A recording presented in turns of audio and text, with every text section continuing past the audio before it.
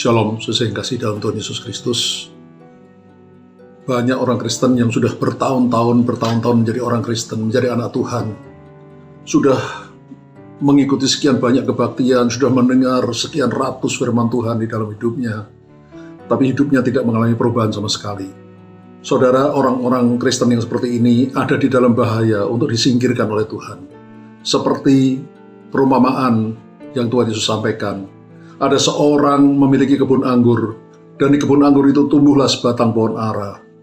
Sampai 3 tahun dia mencari buah pada pohon ara itu, tapi tidak menemukannya, sehingga dia berkata pada pengurus kebun anggur itu, "Tebanglah pohon ara ini, supaya dia tidak percuma tumbuh di kebun anggurku."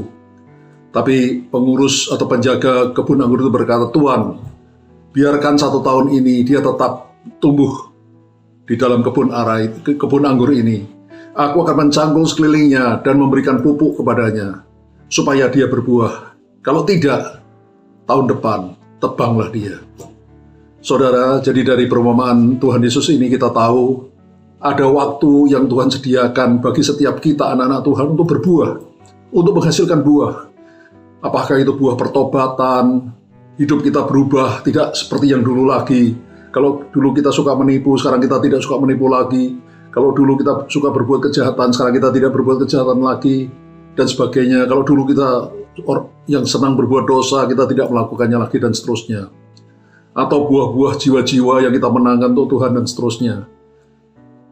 Ataukah buah Roh Kudus, karakter seperti Kristus. Saudara, kalau sudah sekian lama kita menjadi anak Tuhan, menjadi orang Kristen, tapi tidak menghasilkan buah, maka kita ada dalam bahaya untuk ditebang oleh Tuhan sewaktu-waktu. Apabila nafas ini sudah berhenti, kita hirup, artinya kita meninggal dunia, tapi kita belum sempat berbuah atau tidak berbuah sama sekali. Biarpun sudah sekian tahun kita menjadi orang Kristen, maka kita ada dalam bahaya, disingkirkan oleh Tuhan. Saudara, jangan sampai itu terjadi dalam hidup kita. Karena itu saya berdoa, saya berharap semua kita, mari saudara, sementara masih ada waktu yang Tuhan sediakan bagi kita, sementara kita masih bernafas di atas muka bumi ini, mari saudara, seperti saya ajarkan berkali-kali, saat teduh tiap hari, berdoa, memuji, menyembah Tuhan, baca Alkitab, direnungkan, simpan dalam hati, lalu dilakukan dalam hidup.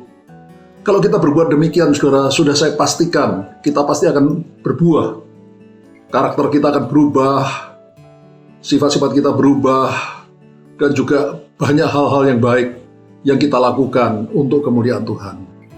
Sekali lagi, berbuahlah saudara, sementara kesempatan masih diberikan oleh Tuhan dalam hidup kita. Haleluya, amin.